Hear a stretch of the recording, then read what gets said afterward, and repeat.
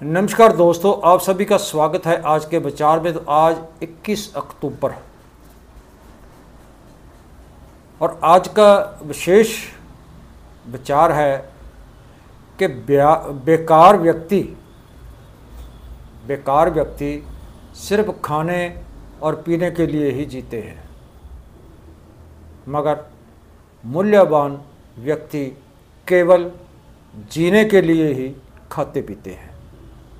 तो ये था आज का मुख्य विचार। और अब बात करते हैं 21 अक्टूबर के साथ जुड़ी हुई विशेष दिनों के बारे में, विशेष घटनाओं के बारे में। तो 21 अक्टूबर 1296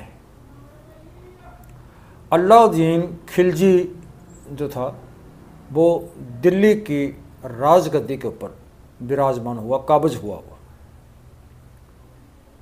तो 21 अक्टूबर 1833 को डायनामाइट के खोजकार अल्फ्रेड नोबल का जन्म हुआ।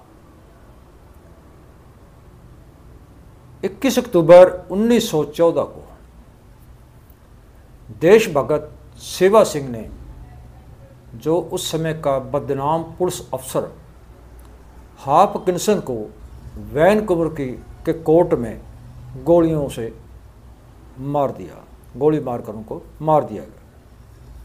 21 अक्टूबर 1931 को प्रसिद्ध फिल्मी अदाकार शम्मी कपूर का मुंबई में जन्म हुआ।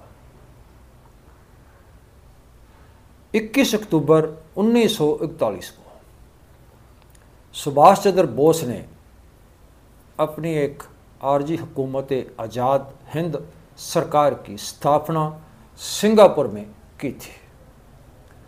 तो सीपीआई जो ने 1941 से चलता हुआ जो हथियारबंद संघर्ष था वो उन्होंने वापस लिया, जिसके अंदर 40,000 से ज़्यादा मज़ारे, किसान और लोग इस संघर्ष में शहीद हुए। 21 अक्टूबर को जो आयोडीन दिवस भी मनाया जाता है।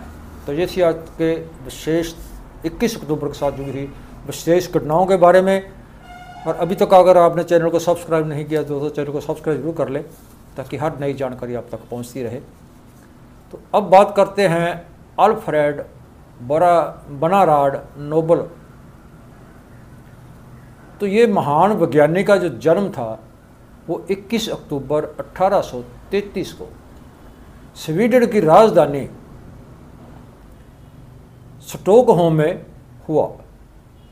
तो उसके जो पिता थे इमामू न्यून, और वो इंजीनियर के खोज करता थे। और जो उनकी माँ थी वो, उनकी माँ एड्रिट एसेल, वो अकाउंटेंट की बेटी थी, जो कि रासायनिक इंजीनियर थे। तो पेरिस में रसायन की शिक्षा ग्रहण की उन्होंने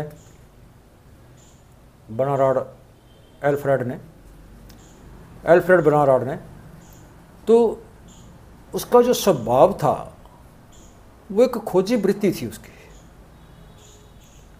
तो इस खोजी वृत्ति के होने के कारण वो हर दिन नए से नए वो तजुर्बे वो करता रहता था। तो उसको विस्फोटक डायनामाइट तैयार करने में काफ़ी मेहनत और खोज करनी पड़ी। तो उसके पिता का जो कारखाना था, अपने पिता के कारखाने में, और उसके पिता के कारखाने में काफ़ी लोग जो थे, तो उसका भाई भी जो उसमें काम करते थे। तो 3 सितंबर 1864 को कारखाने में विस्फोट हो गया, और इस विस्फोट के कारण कारखाना बुरी तरह से तबाह हो गया, बर्बाद हो गया। तो उसमें बहुत सारे मजदूर जो उस कारखाने में काम कर रहे थे वो मारे गए। और बहुत सारे घायल हो गए इसमें। तो उसके भाई की भी मृत्यु हो गई। तो इसके लिए उसने खुद को दोषी समझ के बहुत पश्चाताप किया कि मैं क्यों नहीं कुछ कर सका। 7 बहन भाइयों में से 3 ही जिंदा बचे थे। तो उसने पूरी जिंदगी शादी नहीं करवाई। तो 90 लाख डॉलर यानी 58 करोड़ रुपए उनके जमा थे, उनके बाप के या उसके नाम। तो इसके सूद से ही, उस रकम के सूद से ही उन्होंने ये इनाम देने शुरू किए। तो इस जो पैसे थे 58 करोड़ रुपए ये थे और उसका जो सूद था, तो इस राशि के साथ ही उन्हें एक न्याय संस्था जो थी वो नोबल कमेटी का एक गठन किया, उसको बनाया।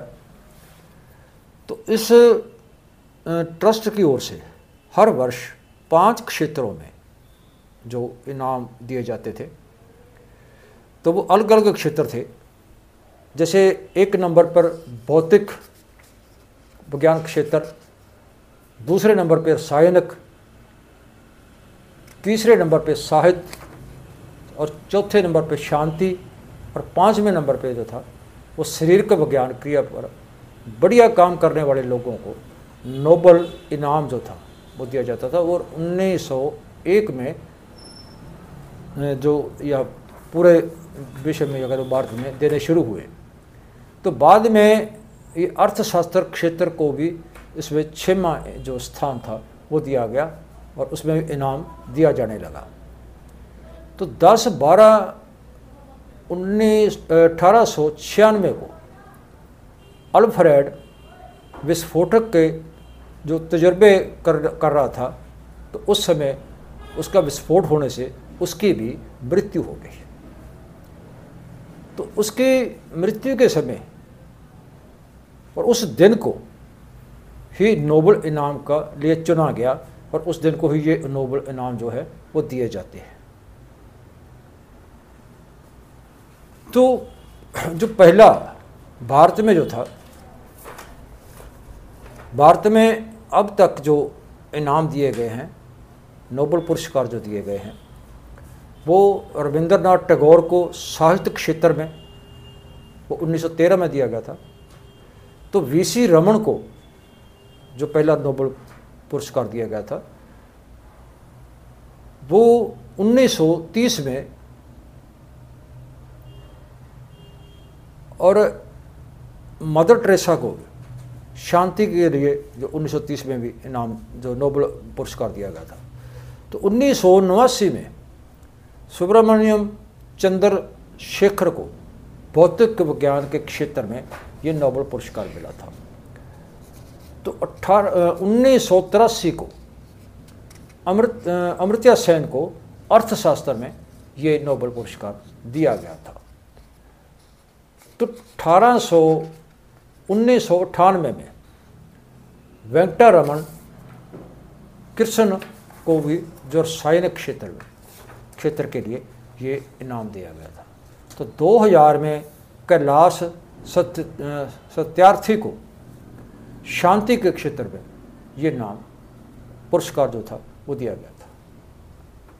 तो ये था दोस्तों अल्फ्रेड के बारे में जानकारी। तो अब बात करते हैं आयोडीन के बारे में। तो आयोडीन जो तत्व है वो एक रासायनिक शरीर के बढ़ने के लिए बहुत महत्वपूर्ण है। जो खुराक में इसकी सही मिकदार जो है अगर ना ली जाए तो थायराइड ग्लैंड यानी कि गले की ग्रंथि का जो आकार है वो बढ़ जाता है। तो जो इसको गोइटर भी कहा जाता है। तो पहाड़ी क्षेत्र में ये रोग जो है, बीमारी जो है सबसे ज़्यादा होती है। तो समुद्र के जो पानी है वहाँ से तैयार किया हुआ नमक और समुद्री मछली इसके जो मुख्य स्रोत हैं। तो सरकार ने PFA रूल्स 1955 को 55 के अधीन PFA रूल्स 1955 के अधीन 27/5/2007 को आयोडीन की जो मात्रा है के बिना नमक बेचने के ऊपर पाबंदी लगा दी थी, क्योंकि इसकी कमी के कारण जो शरीर है वो मानसिक उत्पत्ति में ये रुकावट पैदा करता है अगर आयोडीन की कमी हो तो गर्भवती औरतों को गर्भपात या बच्चा जो है मरा हुआ बच्चा पैदा हो सकता है इस आयोडीन की कमी के कारण। तो जैसे गूंगे बोले या फिर उसकी शारीरिक बनावट में भी एक फर्क आ सकता है, किसी शरीर के अंग में भी नुक्स हो सकता है आयोडीन की कमी के कारण। तो खरीदा हुआ नमक 6 महीने के लिए ही इस्तेमाल करो। इसको किसी डिब्बे में या आग के या किसी सिली जगह से दूर रखो, नहीं तो इसके जो तत्व है वो नष्ट हो जाएंगे।